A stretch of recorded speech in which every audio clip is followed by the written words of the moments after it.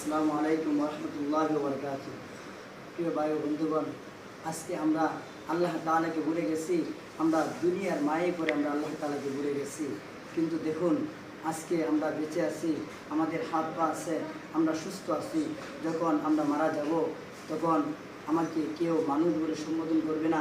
এখন বর্তমানে আমি কথা বলতেছি, সবাই আমাকে মানুষ বলবে, কিন্তু আমি যখন মারা যাব আমাকে কেউ মানুষ বলে সম্বোধন করবে না। সবাই বলবে যে লাশ, বলবে এই বন্ধু চল লাশটা দিকে আসি। কেউ বলবে না চল অমুকের দিকে আসি, বলবে চল বন্ধু লাশটা দিকে আসি। সবাই বলবে লাশটাকে দিকে আসি। সবার মুখে মুখে একটাই জোয়ার উঠে যাবে যে লাশ লাশ, কিন্তু মানুষ বলে কেউ সম্বোধন করবে। আপনার সন্তানকে যখন বলা হবে ওরে সন্তান তোর বাবা তো মারা গেছে, যাও না তোর বাবাকে একটু দিকে আসো, সন্তান বলবে না আমি তো লাশ দিকে ভয় পাই। কিন্তু আপনার সন্তান আপনাকে বাবা বলবে না, বলবে আমি লাশ দিকে ভয় পাই। আপনার স্ত্রীকে বলা হবে আপনার স্বামী তো মারা গেছে, আপনার প্রাণের স্বামী যাকে অনেক ভালোবাসতেন, আপনার স্বামীও তো আপনাকে অনেক মহব্বত করতো, ভালোবাসতো, তো আপনার স্বামীকে আপনার ঘরের পাশে কবর দেওয়া হোক।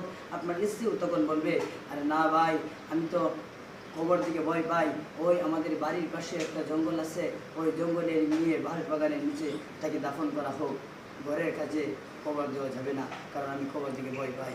দেখেন, যাকে এত মহব্বত করতেন, ভালোবাসতেন, আপনার প্রাণের স্ত্রী, সেও আপনাকে তখন পর করে দিবে, আপনাকে ওই দূরে দাফন করার জন্য জায়গা দেখায় দেবে, ঘরের পাশেও আপনাকে দাফন করতে দেবে না।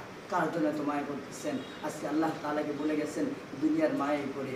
দুনিয়ার মায়াই করবেন না, আখিরাতকে বলে যাবেন না। আখিরাতকে স্মরণ করুন। আখিরাত হচ্ছে আসল ঠিকানা। দুনিয়াকে বাদ দিয়ে আখিরাতে চিন্তা করুন। আল্লাহ তাআলাকে আপন করুন, আল্লাহ তাআলাকে মহব্বত করুন। আল্লাহ তাআলাকে মহব্বত করলে, আল্লাহ তাআলাকে ভালোবাসলে, আল্লাহর প্রেমে পড়লে কখনো থাকবেন না।